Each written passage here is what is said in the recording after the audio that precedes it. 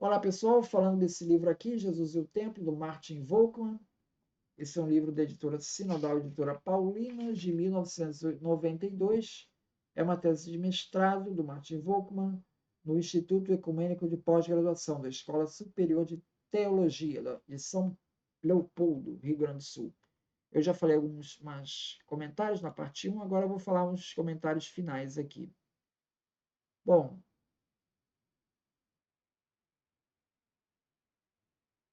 com relação a aquele episódio de Jesus expulsando os cambistas no templo, né? Existe uma questão que fica no ar, né? Por que, que as autoridades romanas não interviram ali com Jesus? Né? Aparentemente Jesus foi, saiu, ele não foi interpelado ali naquele momento, né? Então, a explicação que ele dá, Martin Volkmann, é que talvez estivesse ocorrendo ao mesmo tempo um outro tumulto em outra parte. Isso tenha desviado a atenção da guarda romana. Essa é uma alegação que tem sido colocada. Foi colocada pelo Brandon, essa argumentação. O Martin Volkmann contesta essa argumentação, pois se houvesse um planejamento desta envergadura, né, isso teria sido mencionado por Flávio Josefo, que não foi o caso. De modo que as bases que vinculam Jesus ao movimento zelota são muito frágeis, tá? Uma vez que o desfecho da história com a prisão apenas de Jesus seria bastante estranho diante de toda essa. Se houvesse realmente um movimento revolucionário ali para romper com aquela estrutura do templo e Jesus fizesse parte desse movimento, seria razoável que mais pessoas fossem condenadas ali. O adro dos gentios era uma área frequentada por pagãos, ali onde estavam os cambistas, né? E não se trata de qualquer profanação do santuário ali, já era uma área reservada para aquilo. É uma área reservada para o câmbio de moedas, que ficava fora da área sagrada do templo.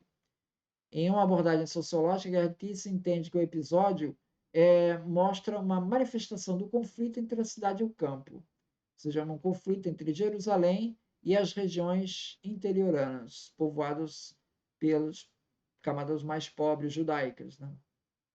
Enquanto o episódio é descrito nos sinóticos, né, no caso de Marcos 11:15, Mateus 21:12 e Lucas 19:45, como no fim da vida de Jesus, né, logo depois desse episódio, Jesus vai ser preso e vai ser condenado. Né?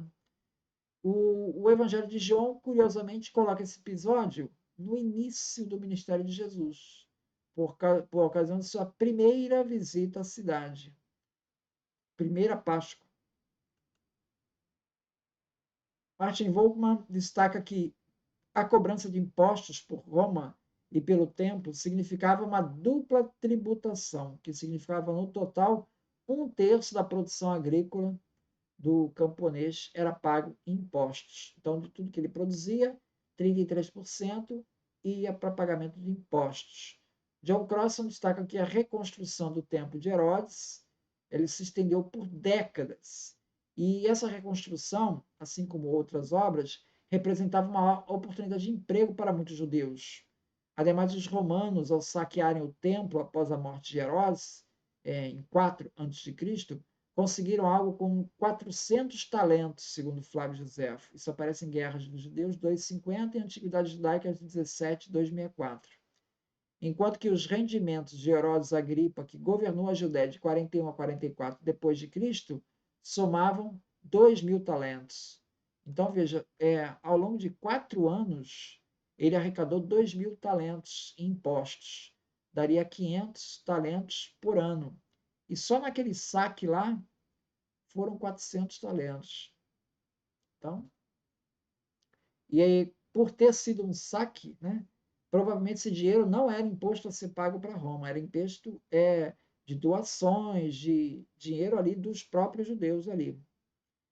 Então, esses valores elevados guardados ali no templo levam Crossan a se referir a um banco central da época, termo que o Volkmann também usa.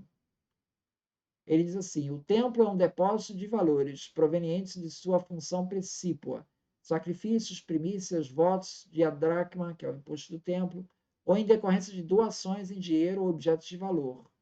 Além disso, o templo funciona como um banco para depósitos de bens de terceiros.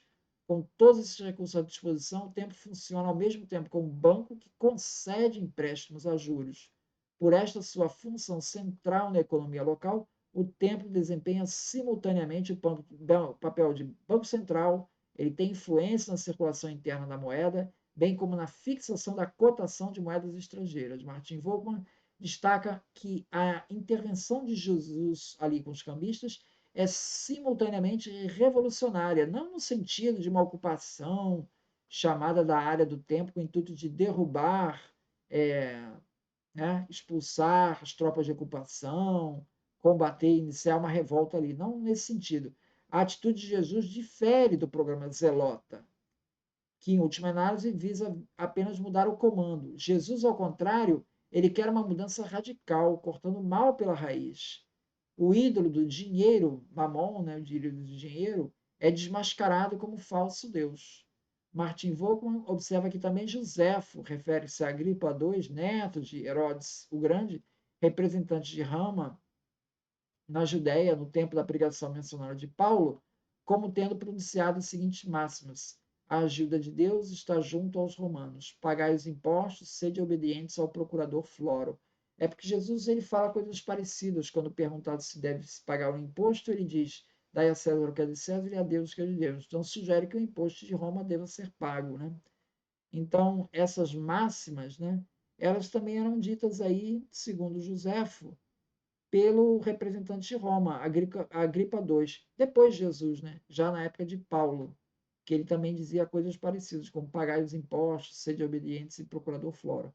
Então, Martin Vogtman ele vai colocar essa questão dos interesses econômicos e de toda a estrutura que está montada ali, envolvendo sumos sacerdotes, para a manutenção dessa estrutura, desses recursos, desse dinheiro, e de alguma maneira Jesus representava uma ameaça àquilo quando ele faz aquele movimento, e essa que seria a principal razão para Roma, junto com os sumos sacerdotes, liderarem conduzirem Jesus então para a condenação e morte, porque apresentava assim como uma ameaça a esse movimento. Obrigado, então.